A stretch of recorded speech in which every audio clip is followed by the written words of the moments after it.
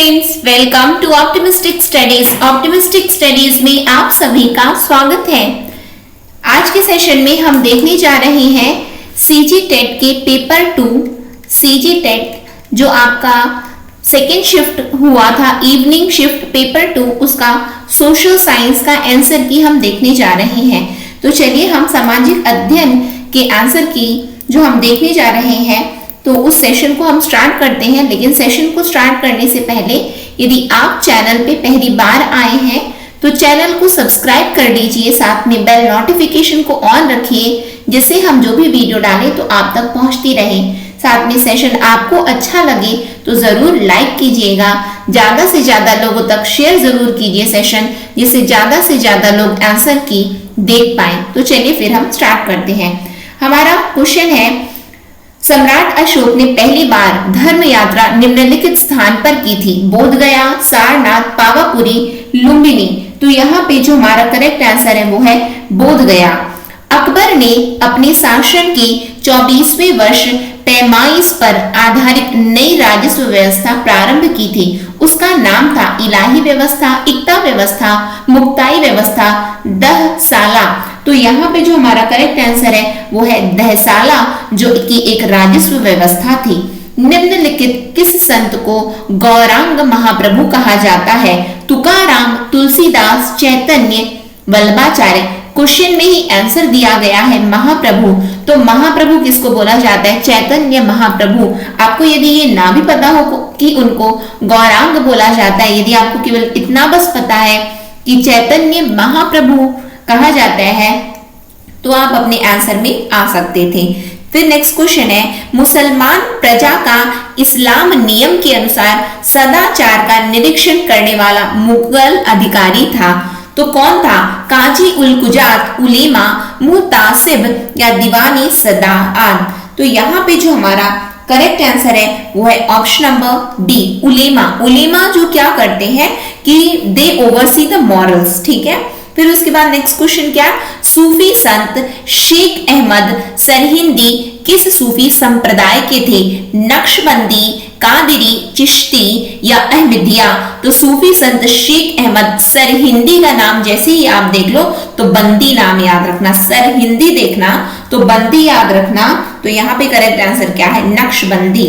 फिर क्या है 96, किस मराठा पेशवा ने अंग्रेजों के साथ बासीन की संधि 1802 में की थी? रघुनाथ राव, बाजीराव द्वितीय, माधवराव द्वितीय या बालाजी।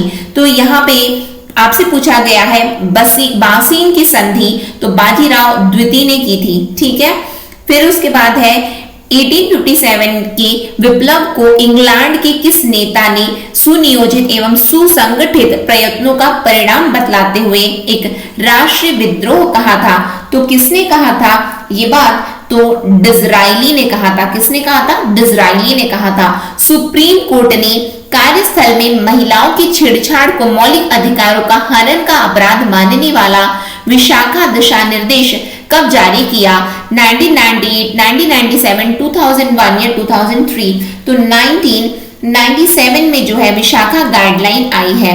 1857 के विप्लव के पश्चात ईस्ट इंडिया कंपनी की सत्ता समाप्त कर क्राउन की सत्ता की स्थापना की घोषणा कब की गई थी? अप्रैल 1858 में, जून 1858 में, नवंबर 1857 में, अगस्त 1858 में। तो कब किया गया था? तो 2 अगस्त 1858 को क्राउन की सत्ता की स्थापना की घोषणा की गई थी, ठीक। नेक्स्ट क्वेश्चन है हमारा, ब्रिटिश कालीन भारत में जाति व्यवस्था को प्रभावित करने वाले कारकों में निम्नलिखित कारक नहीं था? औद्योगिकीकरण, पाश्चात्य सभ्यता, जाति पंचायत, अंग्रेजी शिक्षा।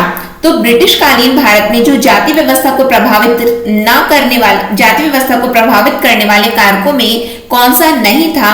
तो वो है जाति पंचायत। बाकी जितने भी हैं तो वो सब जाति व्यवस्था को प्रभावित करने वाले कारक हैं।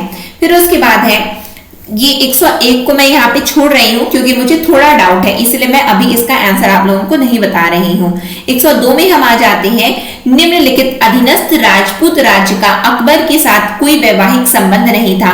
तो किसके साथ अकबर का कोई वैवाहिक संबंध नहीं था? तो बांसवाड़ा के साथ में कोई वैवाहिक संबंध नहीं था। वैदिक साहित्य के अनुसार विद्यार्थी जीवन समाप्त होने पर कौन सा संस्कार होता है?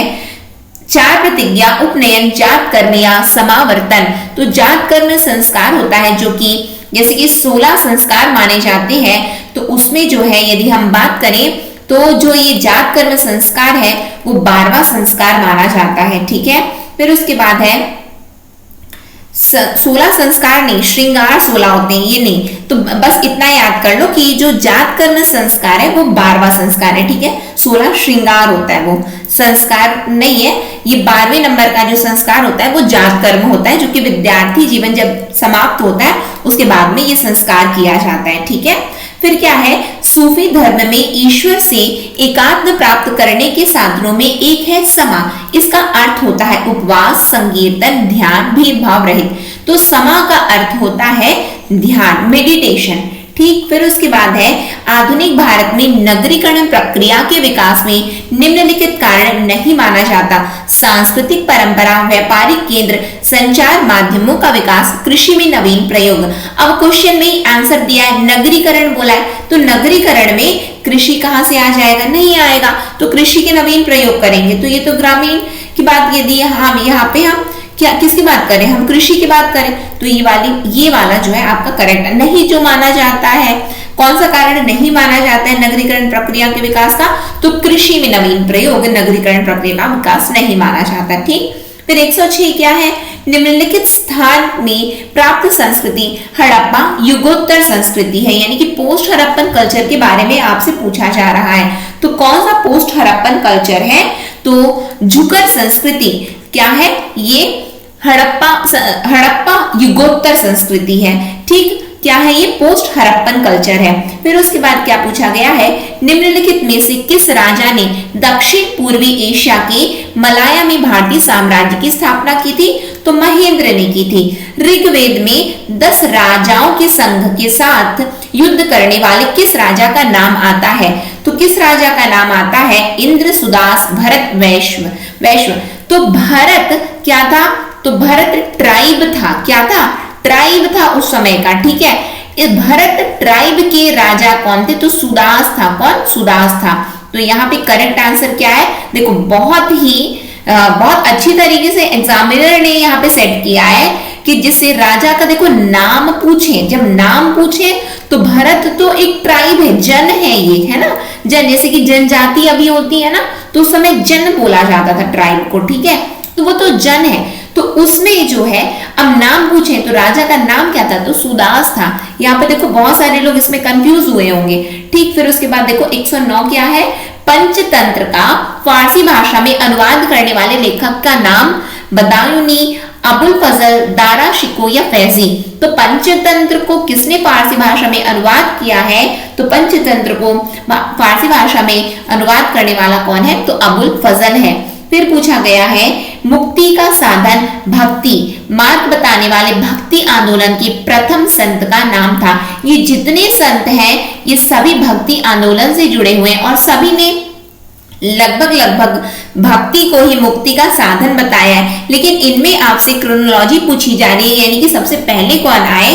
तो यहाँ पे जो आपका करेक्ट आंसर है वो है निम्बार्काचार्य। ठीक है, तो ये हमने 110 यानी कि 90 से लेकर के हमने 110 तक देखा, यानी कि हमने 20 क्वेश्चंस अभी देखे हैं। फिर आगे आने वाले सेशन में हम और भी प्रश्नों की हम आंसर की देखेंगे। ठीक है, तो ऑप्टिमिस्टिक स्टडीज के साथ जुड़े रहिए और ज्यादा से ज्यादा लोगों तक सेशन को शेयर कीजिए, और सेशन यदि आपको अच्छा लगा हो तो जरूर लाइक कीजिएगा। नेक्स्ट सेशन में हम बहुत जल्द मिलेंगे और भी आंसर की के साथ में।